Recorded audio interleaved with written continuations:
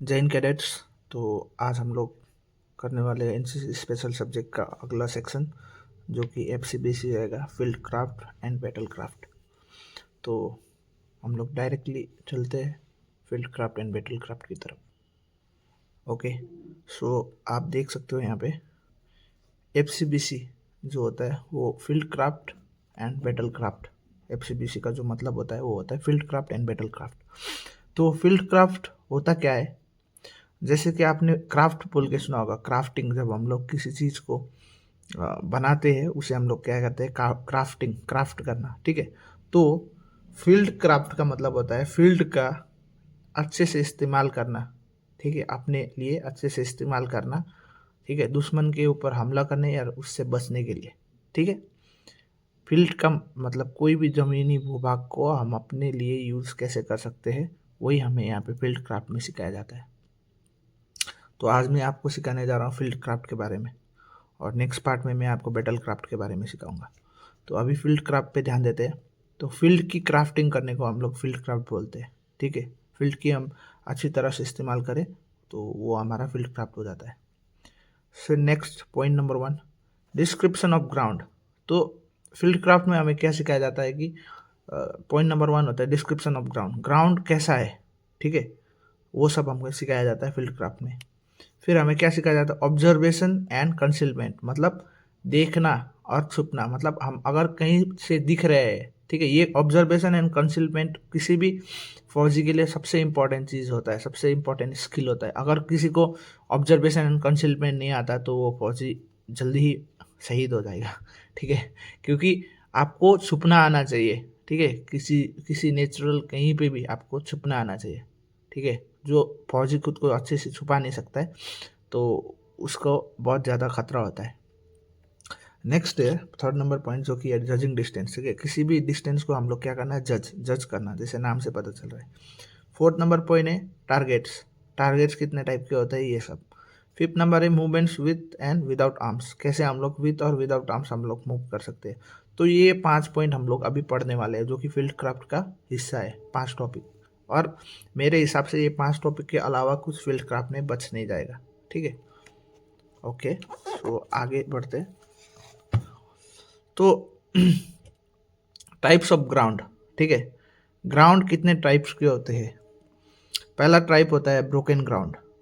ठीक है, broken ground किसके काम आता है? ब्रोकन ग्राउंड काम आता है कवर के, कवर कवर देने में काम आता है।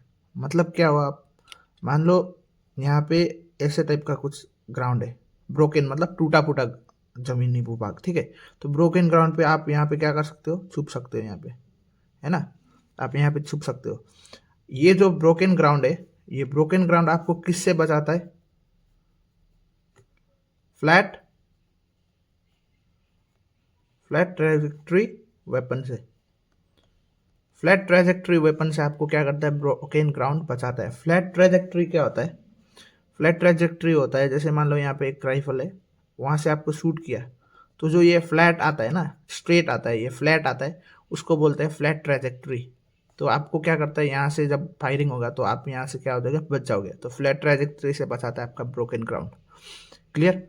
और एक होता है सर्कुलर ट्रेजेक्ट्री। सर्कुलर ट्रेजेक्ट्री जैसे नाम से पता चल रहा है, ऐसे फेंकता है। मान लो ग्रेनाइड है, ग्रेनाइड कैसे फेंकता है? इस तरह से।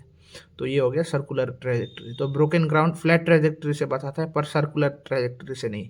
मान लो मैं यहाँ खड़ा हूँ, मैं ऐसे फेंक दूँ, मर जाओगे। ठीक है, फिर नेक्स्ट नेक्स्ट है flat and open ground. Flat and open ground जैसे नाम से पता चल रहा है, एकदम खुला मैदान, जैसे फुटबॉल का मैदान होता है वैसे ही फ्लैट है और ओपन है। ठीक है, थर्ड नंबर है हाई ग्राउंड। हाई ग्राउंड क्या होता है? ऊंचा, ऊंची, जो ऊंचा भूभाग होता है जमीन से उठा हुआ, तो उससे बोलते हैं हाई ग्राउंड। ठीक है, नंबर 4 है डेड ग्राउंड। डेड ग्राउंड क्या होता है? जैसे मैंने आपको पिछले चैप्टर में भी पढ़ाया था, डेड ग्राउंड एमआर में पढ़ाया था मैंने। तो डेड ग्राउंड होता है ऐसे, जैसे जिसको हम देख नहीं सकते। मान लो यहाँ से मैं देख रहा हूँ, यहाँ ये हमें ये पता नहीं कि यहाँ पे ऐसा इतना बड़ा गड्ढा है, तो ये हमारे लिए क्या हो गया? ये डेड ग्राउंड हो गया। ठीक है, हमें नहीं पता, अंदाज़ा नहीं कि ग्राउंड में इतना बड़ा मतलब क्या बोलते हैं, खाई है। ठीक है, तो इसे हम बोलते हैं dead ground. The ground which is not visible to us is called dead ground. ठीक है, फिर नेक्स्ट होता है डिस्क्रिप्शन ऑफ ग्राउंड। अब जो ग्राउंड है ग्राउंड का डिस्क्रिप्शन है, ठीक है। डिस्क्रिप्शन हम किस तरह से करेंगे, पहला है फोरग्राउंड, ठीक है, फोरग्राउंड होता है। दूसरा है मिड ग्राउंड, तीसरा है डिस्टेंस ग्राउंड। ये आपको याद रखना है, ठीक है, एग्जाम में पूछा जाता है। और ये भी पूछा जाता है कितने टाइप के ग्राउंड होते हैं, 4, broken ground, flat and open ground, high ground, dead ground, ठीक है। फिर डिस्क्रिप्शन ऑफ ग्राउंड, ग्राउंड कितने टाइप के होते हैं डिस्क्रिप्शन के हिसाब से, एक होता है फोर ग्राउंड, एक होता है मिड ग्राउंड, एक होता है डिस्टेंस ग्राउंड। और ये जो नाम है फोर ग्राउंड, मिड ग्राउंड और डिस्टेंस ग्राउंड, इस ये किस कैसे आया अभी देखो। ये डिस्टेंस, ठीक है, डिस्टेंस के हिसाब से आ रहा है, ठीक है। मैं 3 हिस्से में डिवाइड कर दिया इधर, ठीक है। तो फोर ग्राउंड जो है, ठीक है, फोर ग्राउंड होता है, मैं यहाँ पे हूँ खड़ा मान लो, ठीक है। तो फोर ग्राउंड मेरे लिए कौन सा होगा, मेरे सामने से 300 यार्ड की जो दूरी है यहाँ तक, मेरे से यहाँ तक 300 यार्ड तक, ये हो गया मेरे लिए फोर ग्राउंड, ठीक है, ये फोर ग्राउंड। फिर मेरे से 300 से लेकर 500 यार्ड तक, कितना, 300 से लेकर 500 यार्ड तक जो ग्राउंड है, मेरे से लेकर यहाँ तक हो गया फोर ग्राउंड। अब यहाँ से लेकर यहाँ तक जो है 300 से 500 जो है, ये हो गया मिड ग्राउंड, मतलब बीच का ग्राउंड। फिर यहाँ से 500 से लेकर आगे जितना भी है, 500 के आगे 600 700 जितना भी, ये सब क्या हो गया, ये हो गया डिस्टेंस ग्राउंड, ठीक है। तो ये 3 टाइप के ग्राउंड होते हैं, फोर, मिड और डिस्टेंस, ठीक है, ये याद रख लेना। Next, observation and concealment sorry. तो ऑब्जर्वेशन एंड कंसीलमेंट, मैंने जैसे बोला कि किसी भी सैनिक को, किसी भी फौजी को ऑब्जर्वेशन और कंसीलमेंट, ये कंसीलमेंट आना बहुत ज़रूरी है, आपको छुपना बहुत ज़रूरी है। आप अगर छुप नहीं पाओगे अच्छे से तो एक अच्छा सैनिक आप नहीं बन सकते, ठीक है। तो क्या होता है ऑब्जर्वेशन, मतलब देखना, ठीक है। अगर मान लो आपको कोई, आप कहीं पे कहीं आप ऑपरेशन के लिए गए और आप दिख रहे हो सामने वाले को, ठीक है, आप नहीं छुप पा रहे हो, खुद को नहीं छुपा पा रहे हो, तो क्या होगा, आप वहाँ पे शहीद हो जाओगे, है ना। तो आपको क्या करना है, एकदम से छुपना आना चाहिए, ठीक है। किसी भी फौजी को अगर छुपना नहीं आएगा तो बहुत प्रॉब्लम होता है। तो ऑब्जर्वेशन नाम से पता चल रहा है देखना, और कंसीलमेंट मतलब छुपना, ठीक है।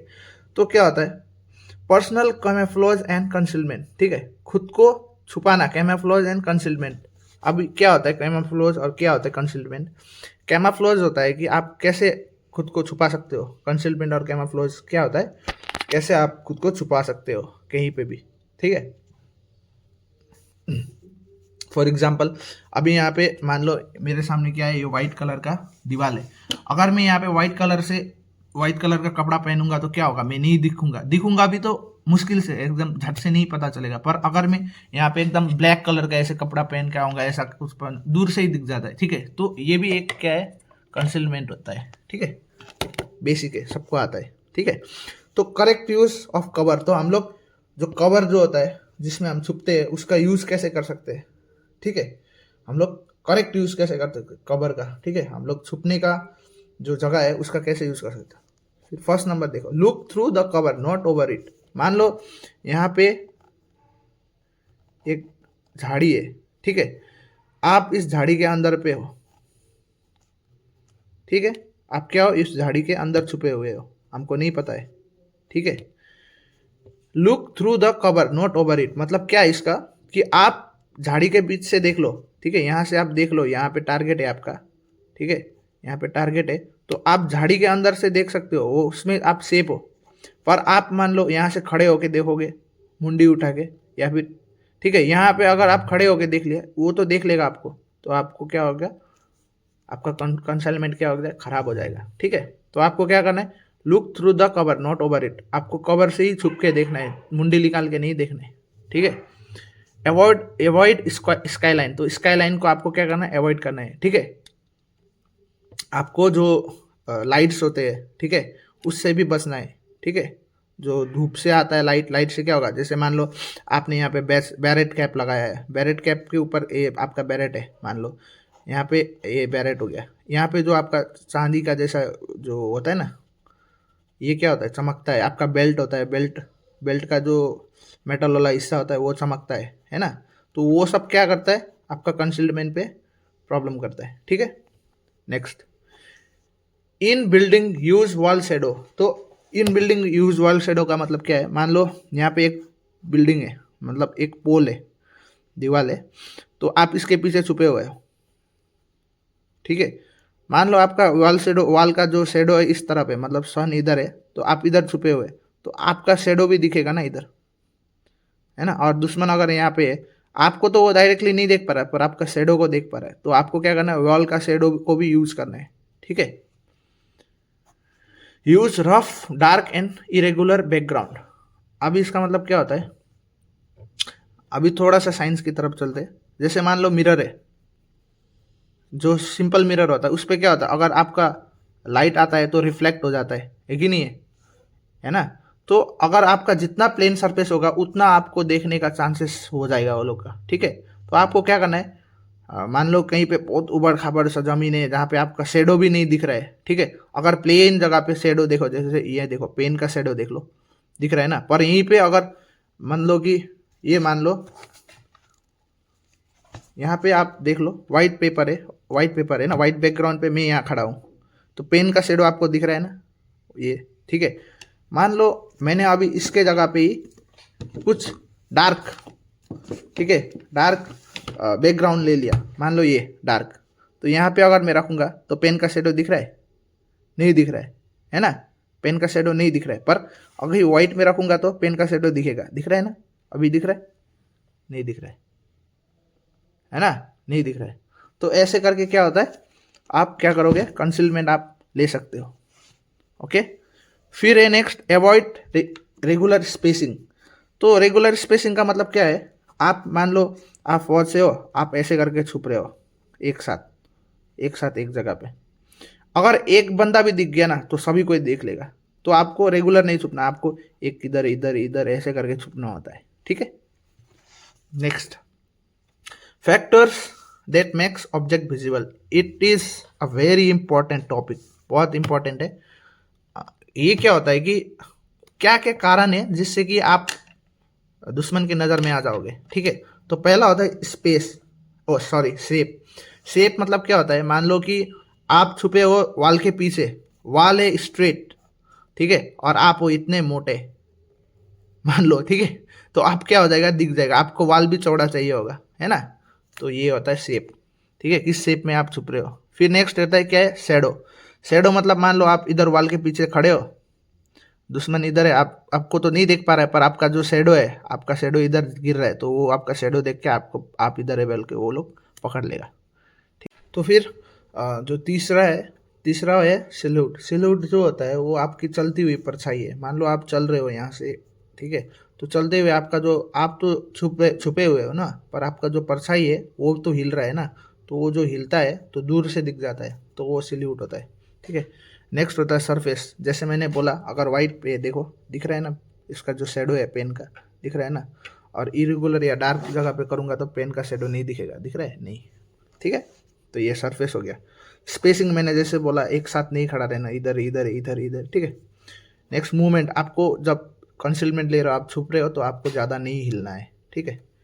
नेक्स्ट साइन, जैसे बोला मैंने, जैसे कि कोई भी साइनिंग ऑब्जेक्ट नहीं करना है जो कि चमकता हो, ठीक है, चमकने वाला ऑब्जेक्ट है तो कोई भी देख लेगा आपको, ठीक है।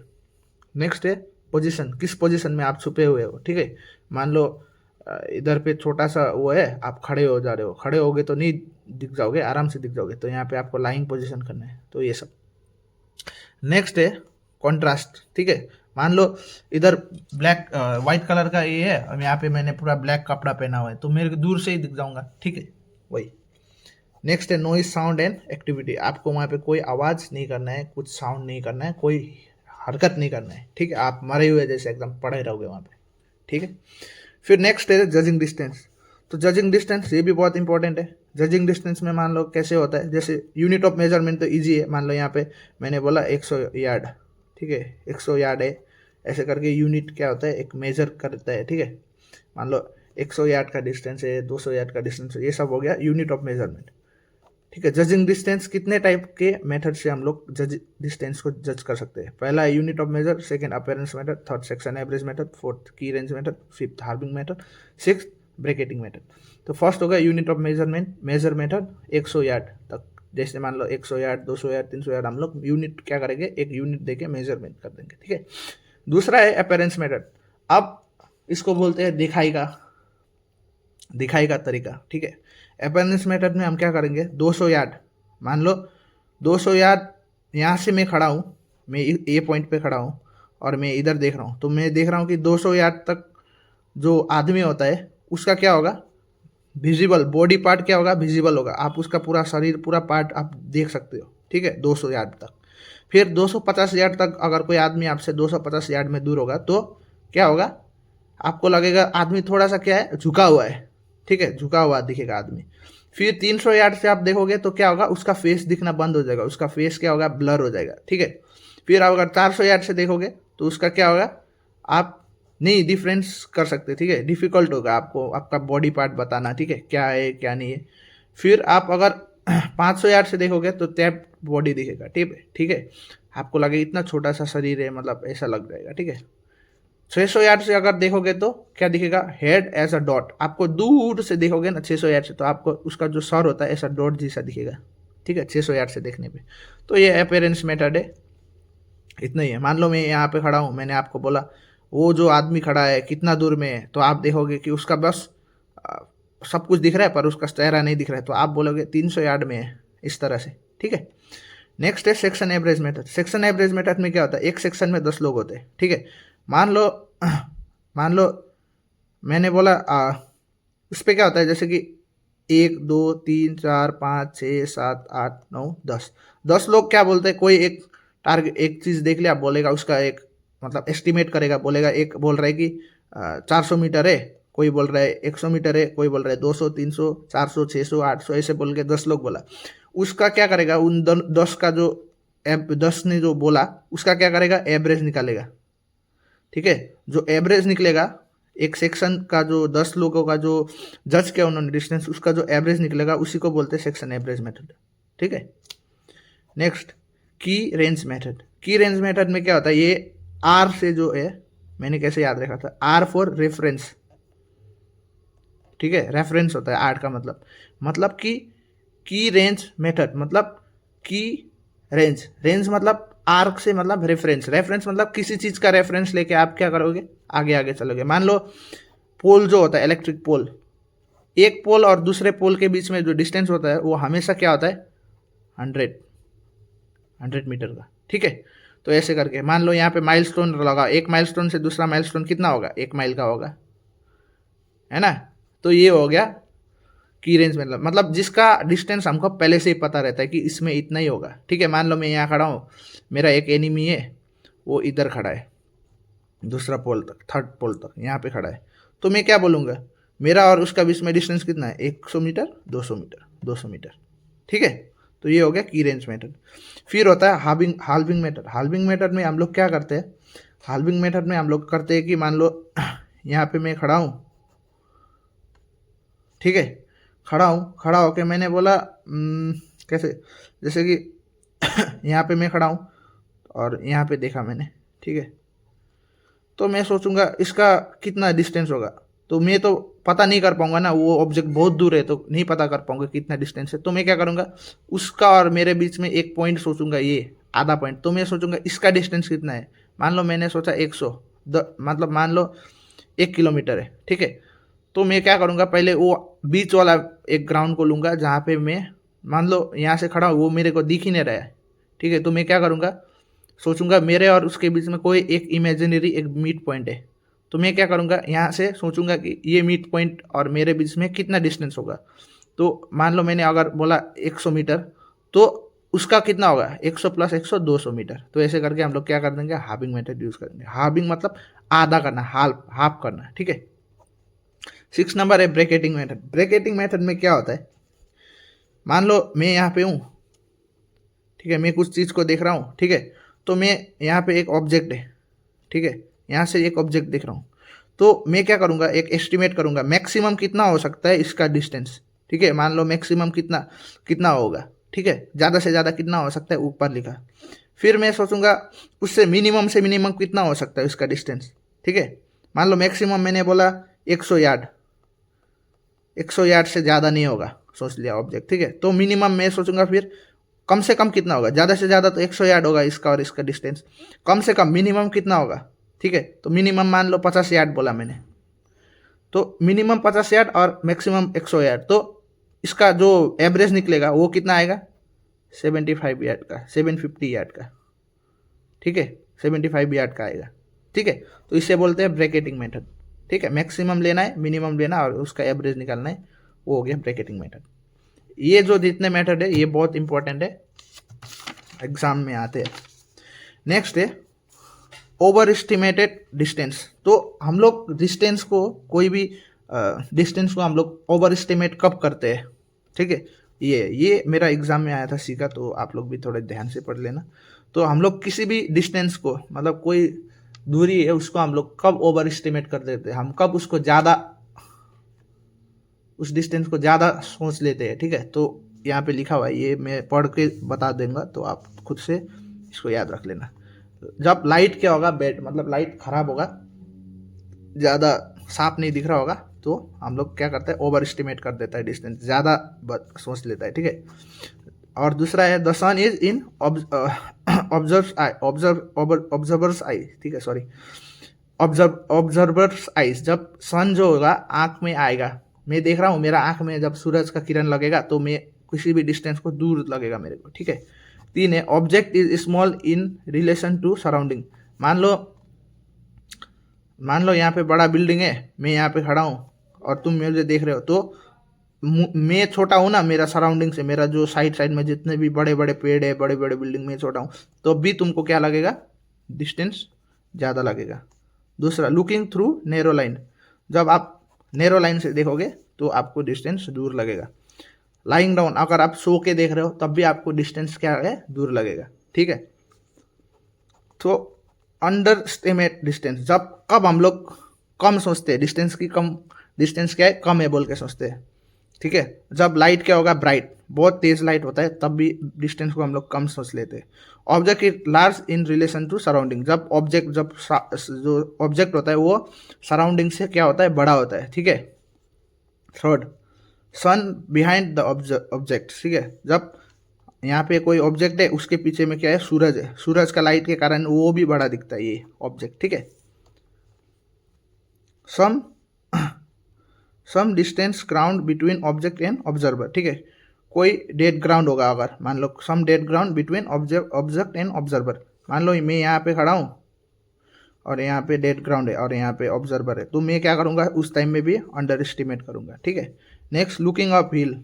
अगर नीचे हो, आप ऊपर हिल में देख रहे हो, तो आप क्या करोगे, डिस्टेंस कम सोचेगा, आपको कम लगेगा, ठीक है। ओके, सो नेक्स्ट पार्ट है टारगेट, ठीक है। तो टारगेट क्या होता है, टारगेट मतलब क्या होता है, an object indicated with a view to bring down fire on it whenever required.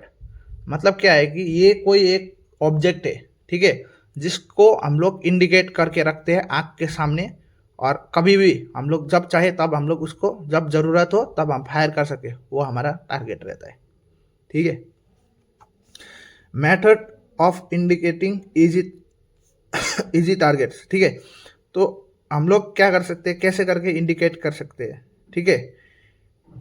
मतलब किसी टारगेट को हम लोग कैसे करके हम लोग क्या कर सकते हैं, इंडिकेट कर सकते हैं, ठीक है। Indication by description. हम लोग किसी टारगेट को हम लोग कैसे इंडिकेट कर सकते हैं, मान लो मैंने कोई टारगेट देखा है, ठीक है, तो मैं क्या कर सकता हूँ, उसको बोल सकता हूँ कि उसका क्या है, मान लो कोई टारगेट है, मान लो कोई बिल्डिंग बोल रहा हूँ, मैं बोलूँगा लंबा है, चौड़ा है, ठीक है, ऐसा करके उसका डिस्क्रिप्शन दूंगा। दूसरा हम लोग कैसे करके इंडिकेट कर सकते हैं, बाय डायरेक्शन। बोल सकते हैं कि मैं यहाँ पे एक पेड़ है, मैं यहाँ पे खड़ा हूँ, मेरा दोस्त इधर पे खड़ा है, तो अगर मैं इधर खड़ा हूँ, मेरा दोस्त इधर खड़ा है, तो अगर वो मुझे पूछेगा तो मैं क्या बोलूँगा, तुम्हारा जो टारगेट है वो तुम्हारा नॉर्थ ईस्ट साइड में है, तो नॉर्थ ईस्ट साइड में क्या है, पेड़ है। ऐसे करके तुम डायरेक्शन से टारगेट बता सकते हो। इंडिकेशन बाय रेंज, ठीक है, तुम उसको क्या बोल सकते हो, रेंज दे के भी तुम लोग टारगेट को दिखा सकते हो। फोर्थ है indication by direction and range, ठीक है, डायरेक्शन से भी तुम लोग बता सकते हो और रेंज से भी बता सकते हो। तो ये इंपॉर्टेंट रहता है, याद रखना, ठीक है। या हम लोग अब देख रहे हैं कि methods of indicating difficult targets. अब हम लोग क्या करेंगे, जो डिफ़िकल्ट टारगेट है उसको हम लोग कैसे करके इंडिकेट कर सकते हैं, उसके मेथड पे जा रहे हैं। तो पहला मेथड है बाय डायरेक्शन मेथड। हम लोग उसको क्या कर सकते हैं, डायरेक्शन दे सकते हैं। कैसे, जनरल लाइन ऑफ डायरेक्शन, मान लो आगे जाके लेफ्ट है, बस ये समझ गया डायरेक्शन जनरली। दूसरा है नॉन रेफरेंस पॉइंट देके, मान लो एक बड़ा सा टावर के नीचे वो चीज़ है तो वो हो गया रेफरेंस पॉइंट देके। अनदर लैंडमार्क, मान लो उसके सामने और कुछ है तो वो भी बता दिया। तो ये क्या है, मोटे मोटे तौर पे आपको ये याद करना है, ठीक है। दूसरा मेथड क्या है, द रेफरेंस पॉइंट मेथड, ठीक है। रेफरेंस पॉइंट मेथड में हम लोग क्या करेंगे, मान लो कि जो हमारा हमने वो पढ़ा था ना कन्वेंशनल साइन में, बोल देंगे कि एक क्लॉक टावर के नीचे हमारा एनिमी छुपा हुआ है, तो हम लोग क्या करेंगे, क्लॉक टावर देखेंगे, क्लॉक टावर के नीचे जाएंगे, वहाँ पे एनिमी मिल जाएगा, कोई रेफरेंस दे देंगे, ठीक है। तीसरा क्या है, क्लॉक रे मेथड। तो हम लोग जैसे क्लॉक में जैसे कि यहाँ मान लो 1 बज रहा है, तो 1 का मतलब क्या होगा, इस डायरेक्शन, ठीक है। 2 का मतलब इस डायरेक्शन, 3 का मतलब इस डायरेक्शन, 4 का मतलब इस डायरेक्शन, ठीक है। जिस साइड में जो क्लॉक का जो ये रे होता है ना, ये जिस साइड घूमता है उसी डायरेक्शन में, ठीक है। ये एक का मतलब ये डायरेक्शन, यहाँ खड़ा हूँ मैं, यहाँ से जो ये डायरेक्शन है, ये मेरा 1 बज रहा है तो 1 इधर, ठीक है। दूसरा है द डिग्री मेथड। तो हैंड का जो डिग्री होता है, ऐसे करके देखो, हैंड एंगल से जो डिग्री बनता है वो मेथड, जैसे कि आप मुट्ठी कर लो और 2 उंगली के बीच में ये 3 डिग्री बनता है, 4 उंगली के बीच में 8 डिग्री बनता है, ठीक है। ऐसे करके खोल के जब अगर 4 उंगली दिखाओगे तो ये 12 डिग्री एंगल है, और 5 उंगली के जब पूरा खोल के 5 उंगली दिखाओगे तो 19 डिग्री एंगल है। तो ये हैंड एंगल मेथड हो गया, ठीक है। फिर क्या है, finger Vineeth and hand span method, ठीक है। तो मोटे तौर पे ये 5 जो मेथड है आपको क्या करना है, याद रखना है, ठीक है। नेक्स्ट, मूवमेंट विथ और विदाउट आर्म्स। तो हम लोग क्या कर रहे हैं, अभी आप दुश्मन से छुप रहे हैं ना, तो हमको क्या करना है, हमको तो राइफल्स लेके जाना पड़ेगा ना, जब भी फायरिंग हो सकता है। फायरिंग अगर खुल गया तो हमको अपने साथ में आर्म्स लेके चलना होता है। तो पहला क्या है, crawling by day with rifle. तो जो सुबह है, ठीक है, जो सुबह सुबह हम लोग जब राइफल लेके हम लोग जाएंगे तो क्या कर सकते हैं, क्रॉलिंग, मतलब ऐसे घुटनों के बॉल हम लोग जब लेट के ऐसे ऐसे करके क्रॉलिंग करते हैं ना जो फौजी, तो ऐसे करके जाते हैं ना। तो मॉन्की रन, मतलब मॉन्की कैसे कूद कूद के जाता है, ऐसे करके जाते हैं। लेपर्ड क्रॉल, ठीक है, लेपर्ड कैसे करके क्रॉल करता है, एकदम नीचे नीचे एकदम शिकार करते हैं, तो ऐसे जाना है। वॉक, ठीक है, रोल रोल करके जाना है, ठीक है। तो ये हो गया विथ और विदाउट आर्म्स मूवमेंट के लिए, ठीक है। नंबर 2 है crawling by day with LMG. LMG क्या होता है, बड़ा होता है। तो इससे हम लोग दिन के टाइम पे डे, ठीक है, डे के टाइम पे हम लोग कैसे करके जा सकते हैं, नी क्रॉल, हम लोग घुटना से क्रॉल करके जा सकते हैं, क्योंकि वो एलएमजी थोड़ा भारी होता है। फिर दूसरा है साइड क्रॉल, साइड करके जैसे केकड़ा चलता है ना, उस तरह से चलते हैं। थर्ड है लेपर्ड क्रॉल, जैसे लेपर्ड चलता है, ठीक है, नीचे नीचे एकदम शिकार करते वक्त जाता है तो कैसे चलता है, उस तरह से। थर्ड नंबर का क्या है, क्रॉलिंग बाय नाइट, रात को हम लोग कैसे करके जा सकते हैं, घोस्ट वॉक, मतलब एकदम छुप छुप के जाना है, ठीक है।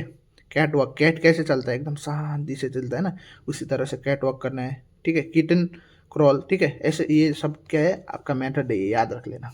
फिर क्या है, points to be remember while movement, मतलब तुम अगर चल रहे हो कहीं पे, आपका शरीर हिल रहा है, आप चल रहे हो, तो आपको क्या क्या चीज़ याद रखना है। Movement from cover to cover, आपको क्या करना है, एक कवर से दूसरे कवर को चलना है, ठीक है, कवर लेकर चलना है।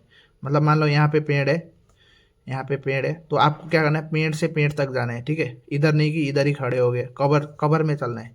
Next, weapon must kept ready to use, मतलब आप छुप के जा रहे हो, मतलब ये नहीं है कि आपको वो लोग नहीं देखो, अगर देख लिया तो फायरिंग अगर खुल गया तो आप, ऐसा नहीं होना चाहिए कि आपने तो उधर लोड ही नहीं किया है, फिर उधर से फायरिंग हो गया तो आप लोग क्या हो जाओगे, शहीद हो जाओगे। तो इसलिए क्या करना है, आपका रेडी होना चाहिए वेपन यूज के लिए, ठीक है। Look carefully all around for enemy, ठीक है। तो आपको क्या करना है, जब भी आप देखो, पॉइंट रिमेंबर क्या करना है मूवमेंट के लिए, आपको हमेशा क्या करना है, एनिमी को देख के चलना है, ठीक है, ठीक है। उसके बाद क्या है, if shot at deep and crawl away to side, ठीक है। अगर मतलब मान लो कहीं पे शॉट फायरिंग वायरिंग हो गया तो तुमको क्या करना है, ज़्यादातर क्रॉल करके, ठीक है, ड्रॉप करके थोड़ा आस्ते आस्ते करके आगे बढ़ना है, ठीक है। Always consider the alternative route, ठीक है। तो आपको पास में बहुत सारा रूट होना चाहिए। मान लो यहाँ पे फायरिंग खुल गया, आप यहाँ पे हो, इधर से फायरिंग चल रहा है, इधर से फायरिंग, इधर से फायरिंग, तो आपके पास में रूट होना चाहिए स्केप करने के लिए, ठीक है। अल्टरनेटिव रूट हमेशा आपके पास होना चाहिए। इसके बाद क्या है, do not disturb the birds. अगर आप मान लो जा रहे हो, अपने यहाँ पे कोई बर्ड है, उसको अगर डिस्टर्ब कर दिया, उसने वो चिल्लाया या उड़ गया, तो दुश्मन क्या करेगा, उसका अटेंशन आ जाएगा और आप क्या हो जाओगे, पकड़े जाओगे, ठीक है। तो ये था फील्ड क्राफ्ट। होप आपको समझ आ गया होगा। तो इसी के साथ में ये वीडियो मैं बंद कर देता हूँ और अगला वीडियो होगा बैटल क्राफ्ट के ऊपर। Thank you.